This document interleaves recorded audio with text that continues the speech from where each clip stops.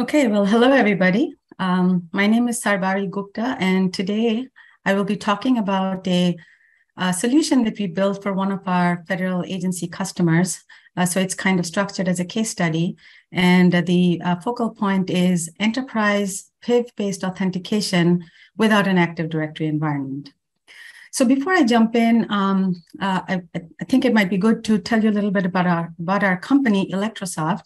So we are a USA federal government contractor, and we do a bunch of things in the IT arena, but we really specialize in cybersecurity and identity management. And that's how we kind of got involved with this particular agency and the needs that they had. Okay, so agenda-wise, I wanted to first present the background that, resulted in the problem that the agency had that they wanted us to solve, and then the several solution options that we considered before settling on the one solution that I'm going to be talking about here today, and some of the implementation details for that selected solution. And then I will kind of run through the agency use cases, the specific use cases that the agency wanted us to solve for, and then close with a summary of the solution, the benefits and the drawbacks, I guess, the strengths and the weaknesses, rather. Okay, so then let's jump into the background and problem statement. The problem statement arose because of Executive Order 14028. As many of you know, that was a Executive Order EO that was released last May of 2021. And it was really to improve the nation's cybersecurity. And so this executive order directed federal agencies to do a bunch of things to modernize and improve their cybersecurity posture. And I have some of those, bulleted here. But the reason that this particular agency and this particular problem came up is because one of the directions from the executive order was that agencies adopt multi-factor authentication, for their users. And so, all of these bullets here, they apply to federal agencies, but while the EO sounds great, in principle, but it created some challenges for especially the smaller and the micro agencies, because they lack budget. They just don't have the kind of money that the larger agencies that we all, can recognize the kind of budgets that those larger agencies have. But they also lack, skilled IT staff, and more importantly, lack skilled IT security staff. So how are they going to do all of these fancy things given where they stand? Okay, so this particular agency, obviously they're trying to get on board with the Executive Order 14028, but their goals with respect to especially the multi-factor authentication requirement I just talked about in the last slide was to their goals were to implement mandatory PIV card-based authentication to agency-owned, workstations and laptops. For those of you who are not familiar with the PIV, I do have a slide next to talk about the PIV card, but this is a federal government standard for a smart card-based credential that's issued to every single federal employee and contractor. And this happened quite a few years ago, but regardless, moving on, so the agency wanted to ensure that every agency user uses a smart card to log into their agency workstation. They also wanted to have an alternate multi-factor authentication solution in situations where the PIV card was either unavailable or unusable. And given their small size, they wanted a low-cost solution, low cost to implement initially and low cost to administer and operate in the long run. And if at all possible, they wanted a secure cloud-based solution, because this particular agency is 100% in the cloud, or was in the cloud, when we got started with the contract, and they wanted to remain so. Okay, so Next slide. So as I said, I have a few bullets on the PIV of the card. I mean, PIV stands for Personal Identity Verification Card, PIV. And this is a standard that was released by the federal government many years ago. I think it was in 2005. But essentially, it's a smart card-based identity credential that includes a bunch of public key infrastructure certificates in it for authentication, signature, etc. It also includes biometrics, specifically fingerprints and optionally facial image. Actually, it does have not an optional, but a mandatory facial image in it as well. And then it can be activated with a PIN or with a biometric optionally. So essentially, this is a card that enables federal users to strongly authenticate and, for physical or logical access and do digital signatures and various other things. Okay, so then the agency IT environment, I mentioned this is a small, but actually it's a micro agency. Imagine they have less than 100 people, staff members who are spread throughout the USA. They do have a headquarters facility in the Washington, D.C. area. However, most of their staff have been working from their own homes using agency-issued laptops, remotely, I guess, even before COVID-19 hit. So in terms of the workstations that the agency staff have, as I mentioned, they're laptops issued by the agency. They're all Windows 10 machines. The interesting thing is, that none of these machines are connected to an Active Directory or Azure Active Directory network. In other words, they're like standalone machines like we have at home for our personal devices.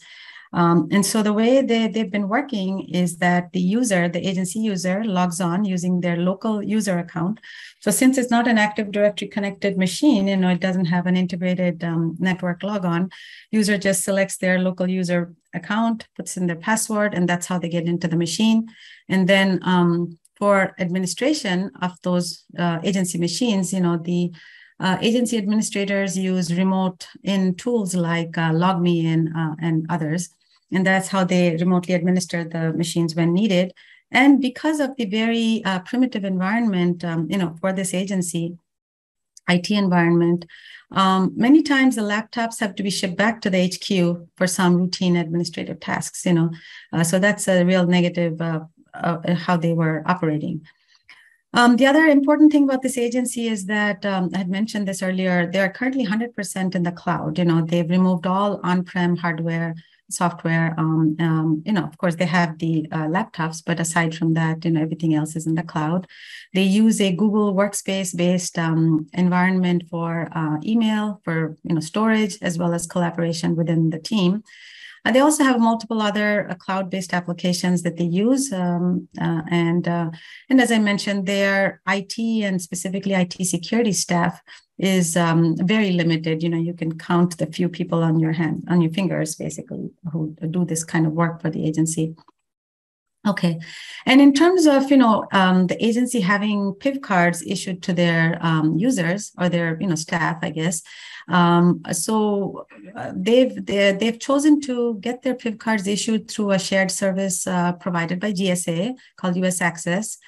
So that's fine, but most of the staff members do have PIV cards, even though they haven't been using them much. But since there were other mandates that required agencies to issue the cards, most of the cards had been issued at some point or the other. However, some staff still do not have PIV cards. Some staff have PIV cards, but they've been expired and they've never got them, reissued. And some PIV card holders have forgotten their PINs because they never use them. They got them, they put them in a drawer and forgot about it, right? And but certainly, as I mentioned, the agency has not used their PIV card for any kind of physical or logical access or digital signatures, any of the benefits that the smart card, provides them. So it's really been kind of like just a flash pass, if anything, if at all, Okay, then the solution options we considered. So, we thought, okay, well, they're looking for a low-cost solution. Maybe they will like to go back to a small on-prem presence, have an Active Directory implemented locally on their HQ network, and that Active Directory will manage all of the, the laptops that are issued to the users. And so, the pros are for this approach, it's relatively simple to do it. Microsoft has built-in smart card logon functionality, and so that would be pretty easy. And you could also set it for mandatory smart card logon, for all of the endpoints. And of course, Microsoft's group policy capabilities allow you to manage those endpoints, much more efficiently. But the cons that arise in this scenario, with the solution rather, is that it moves the agency back into an on-premise kind of, like hybrid and cloud environment, and they just didn't want that. It's pretty expensive to operate because there's continuing administrative support costs, even after the initial implementation. But the thing that really got to them was also the significant security authorization costs. Now, what does that mean? For federal government agencies, they have heavy mandates and requirements for doing what's called assessment and authorization, based on FISMA. So it's called ANA. And they get a authority to operate ATO. You guys may have heard some of those terms before, but in any case, that's a significant ongoing cost, especially if they now have new hardware and software that forms a new security boundary, authorization boundary that they have to now authorize. Okay, so they didn't really like that. Then we thought, okay, well, forget the on-prem. How about Azure Active Directory that keeps them with their cloud only strategy? It also benefits from the Microsoft capabilities to do smart card logon and mandatory smart card logon, group policy management, etc. But even this had a lot of cons, mostly in the disruption. I mean, they are used to a certain environment, and this agency is focused on a very financially oriented mission, let's say, so they're not really IT savvy people. So it would really disrupt their day-to-day mission focused work. It's complex to implement, even for this little micro agency, the transition costs expensive to operate. And again, security authorization would be a big hurdle for them if they implemented this solution. So this was also negated. Third option we considered were, one of the many these days, there are many cloud-based identity and access management solutions that are available, SaaS kind of products. And so we considered one of those because we thought, again, it would be FedRAMPed and it'll align with the agency's cloud strategy, et cetera. The other pros would be, functionality that wasn't really required for this particular customer at this time, but they would get a single enterprise cloud directory, for all of their identities, and they could manage it in the cloud. It would also enable them to have desktop, single sign-on from their desktop to various other agency applications. However, the cons were that we realized that these IAM SaaS platforms don't really support the core requirement for this particular agency, which is to have desktop, smart card login. So even if we went with one of those solutions, we would still need a partner or an additional product, such as Tech MFA, to actually implement the desktop, smart card login that the agency really wanted to implement. And additionally, these SaaS solutions, they're very functional. They have a lot of great benefits, but they're often very expensive as well. So that kind of turned off our customer. But ultimately, the one that we settled on was this option 4, which was like a integrated, stitched together type of solution. It included a desktop smart card authentication agent, and a backup multi-factor authentication solution delivered through a SaaS platform. And so I'll get more into that in detail, of course, just very soon. But the pros of this was, again, it keeps the agency in the cloud. The agency, disliked AD, and we didn't have to move them to an Active Directory environment. They are going to get, they would be able to get mandatory PIV-based authentication to the agency endpoints, and as well, a backup multi-factor solution in situations where the PIV card was unavailable. This solution turned out to be extremely economical, as compared to the various other solutions I was talking about earlier. And on top of it, the security authorization burden turned out to be pretty minimal, given that, the major component of the solution was a FedRAMP approved SaaS product, that already had gone through government scrutiny for security authorization. Now, the cons were that, it's an integrated solution based on two separate products and services, but that's not really a con. But I guess the difficulty of the solution initially, it was quite challenging to make the two pieces work, with the agency laptops. So the implementation is very much manual, given, there's no Active Directory or group policy capability. It was a little tricky, but once we figured it out, then, we documented it in nth level of detail, and we rolled it out, exactly in accordance with the sort of procedures, and it wasn't a big deal. But initially, to get it working was a little bit tricky, I have to admit. Okay, so then let's get into the details of the actual solution. So what are those two magical products? Ta-da! It was a product called EID Authenticate, which is sold by a company named Logon. And this is a Microsoft credential provider. And so what that means is, it integrates with the Microsoft Logon process if you configure it appropriately. So we use that. And then we also used Duo Federal. Now, Duo, I'm sure most of you are familiar with, but Duo has a federal version that is already FedRAMP approved. So it's all, the security of it is already checked out and approved for federal use. And so we use the Duo Federal multi-factor authentication solution. It's a SaaS-based product, software as a service product in the cloud. And along with that, it also comes with the Duo Windows Logon client. And so this Duo client sits on the laptop, and it's also another Microsoft credential provider. And so basically now we have two credential providers, on the laptop, one from EID Authenticate doing smart card authentication, and one from Duo to support the backup MFA solution using Duo. So that's kind of the core of the solution. And then, as I mentioned, the procedural components, there was a lot of setup and just one, I think, registry entry, registry-based edits and whatnot. But in any case, so there's, a bunch of specific processes and procedures for setting the laptops up to do what we want. And so that's the solution. And so in the next two slides, I have a little more detail on each of these pieces and how they were configured.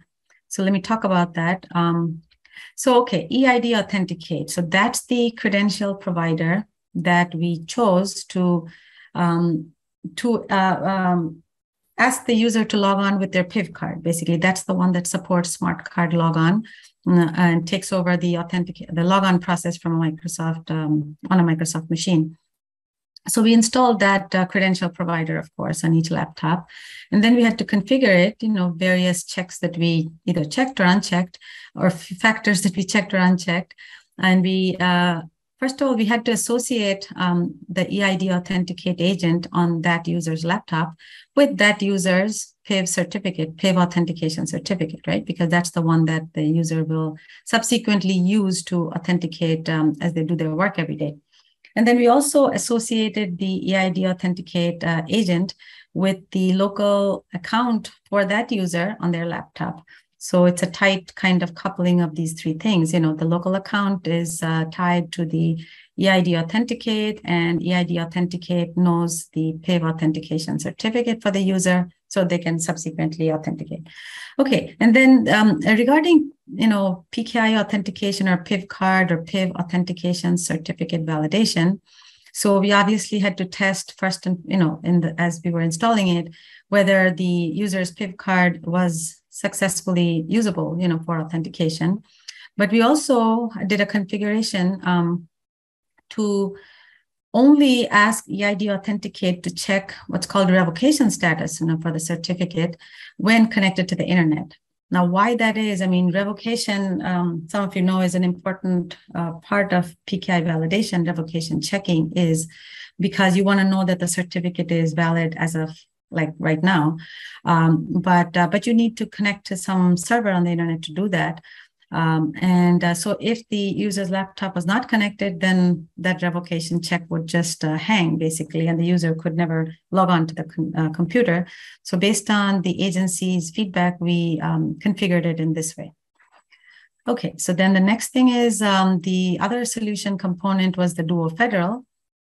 And first and foremost, the agency set up a Duo Federal account for their agency, and they have the portal that they would log into, but each agency user was required to enroll in Duo Federal, the cloud-based Duo Federal solution, and to set up their multi-factor authentication methods.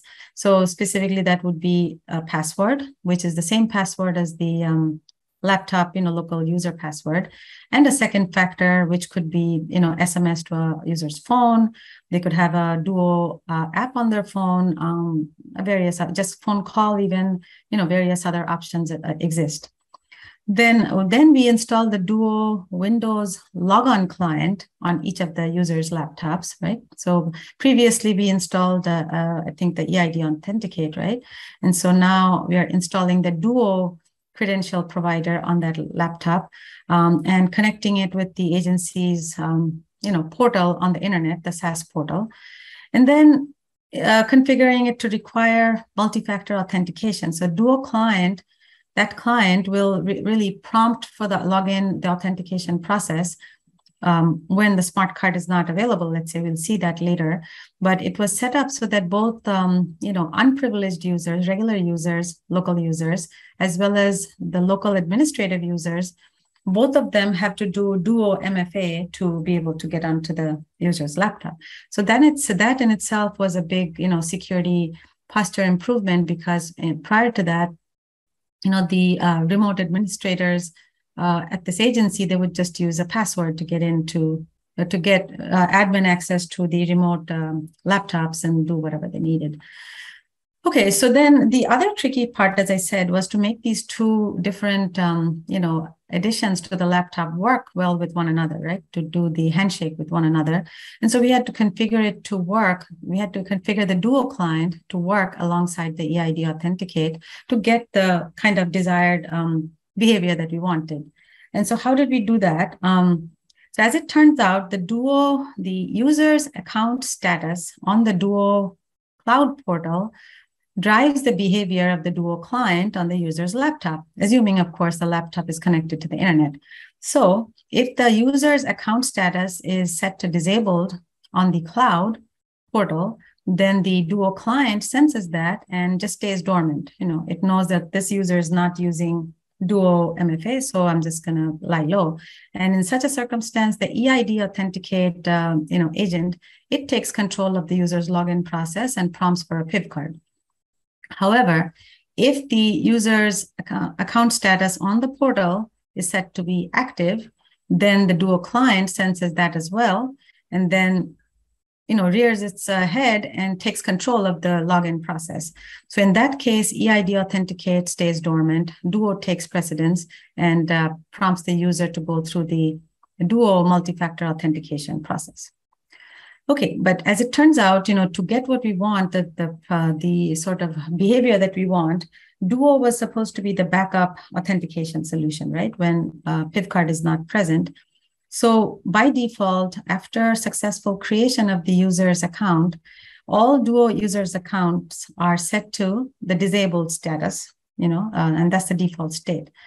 The only exception is all of the remote admins for the agency that I talked about before, who do remote administration on the user laptops, their Duo accounts were set to active. And we'll see why that is.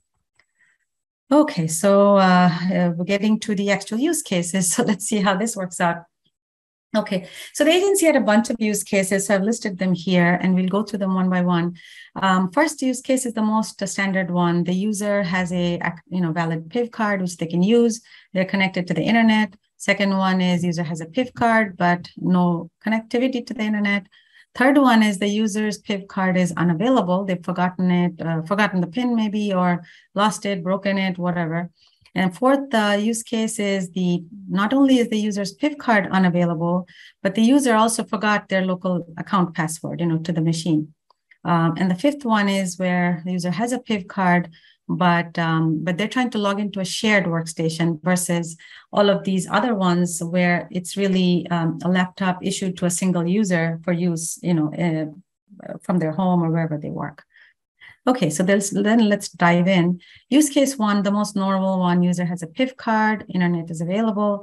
So as I mentioned, all of the users, normal users, their dual status is set to disabled, right, by default. And so when the user inserts the PIV card into the card reader for their machine, so up pops the EID Authenticate, Logon agent, and it prompts the user to provide the PIN for the PIV card to unlock it and to use it. User does that, they authenticate with their PIV card. So the EID Authenticate software knows how to do all of the certificate validation checks, and it continues all of those checks and also performs the revocation status check because it does have connectivity to the revocation server, wherever that might be on the internet, So the EID Authenticate software can retrieve the revocation status for the user's PIV card and ensure that only valid PIV cards as of that day are, usable for authentication. Okay, so that's the easiest use case. The second one is user has a good PIV card, but they're in an environment where there's no connectivity to the internet. And again, by default, as I said, when a user has a valid usable PIV card, their duo account status is always set to disabled, as I mentioned several times. So again, in this case, user inserts the PIV card into the reader.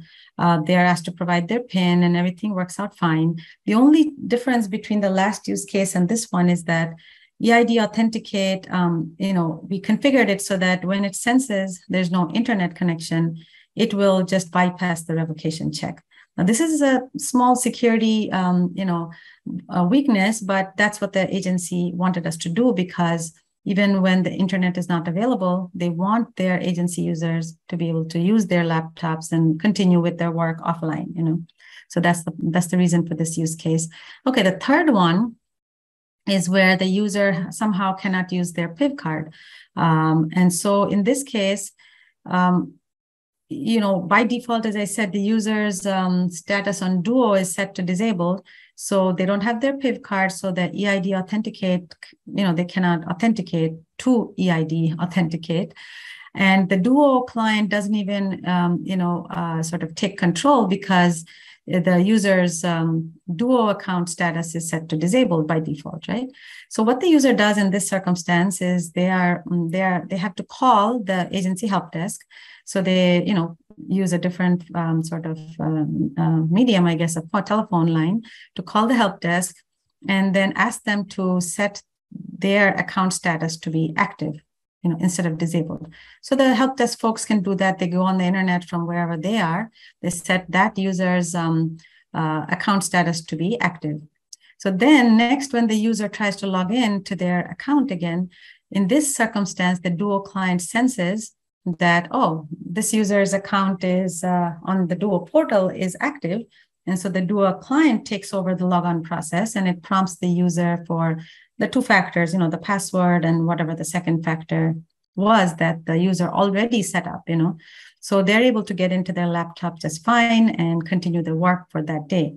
So let's say it's a situation where the user just forgot their PIV card at home or just doesn't have it for a day. So what the agency wants to do is to, as quickly as possible, reset the Duo accounts back to disabled because they really want users to use PIV cards for their authentication, right? So in this case, they'll have access to the laptop for the day, let's say, but their account is reset back to disabled state based on agency policy. So it could be within 24 hours.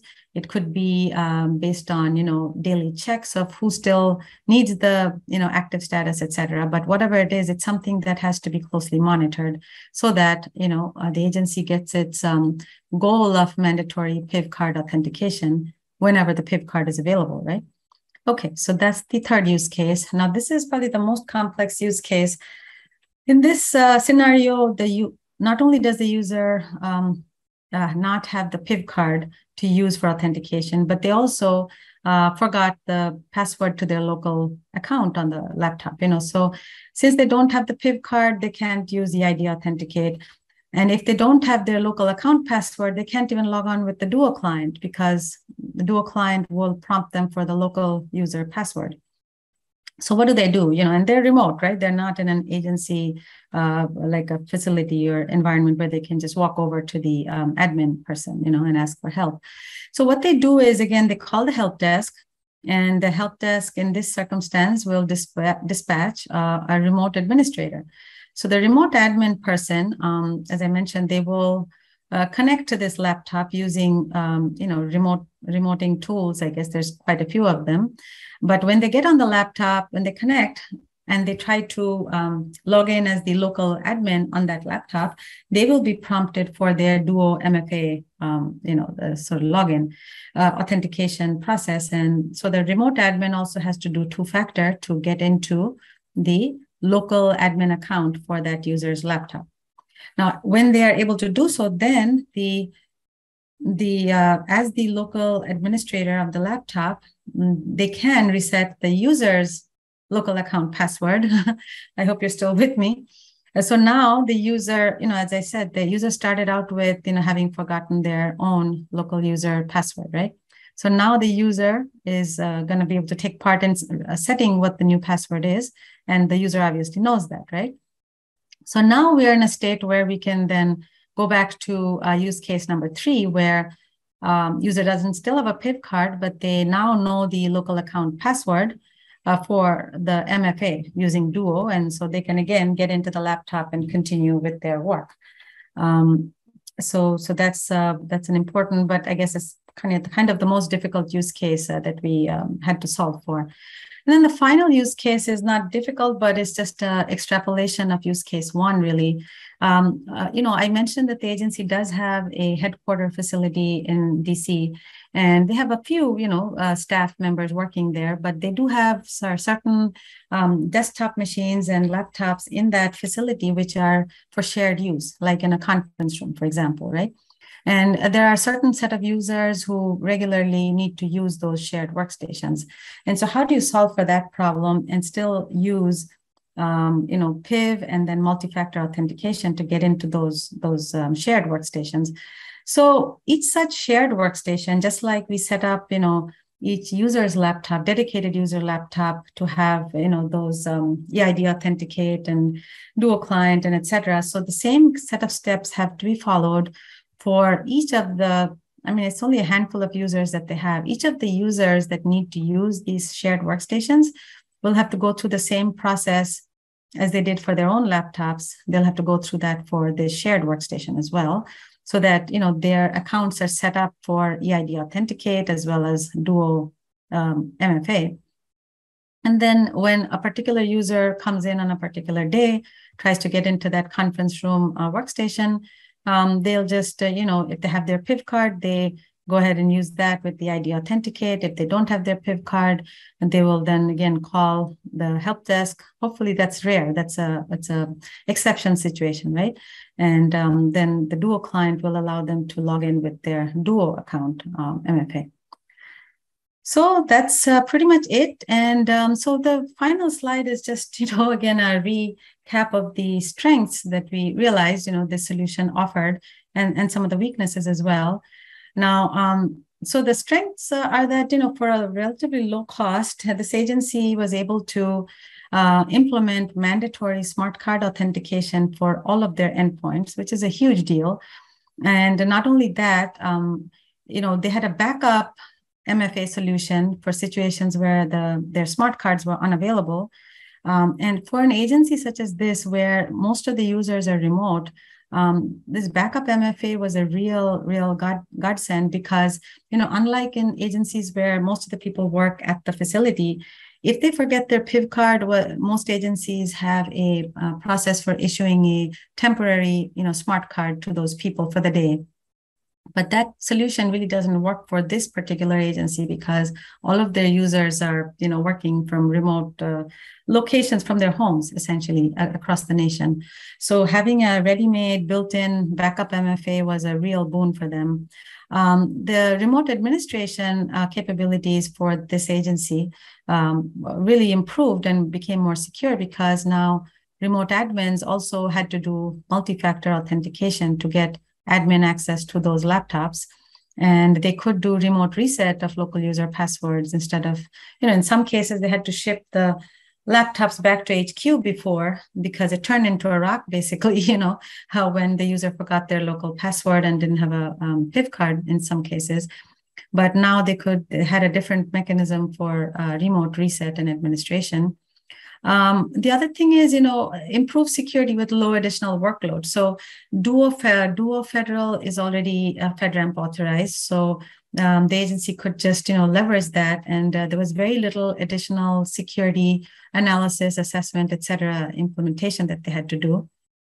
And the big thing was, there was very little disruption to the existing work and collaboration environment. They continued to use their Google Workspace and log on to their local standalone workstations as they were before. It's just that the logon was a little more involved than before.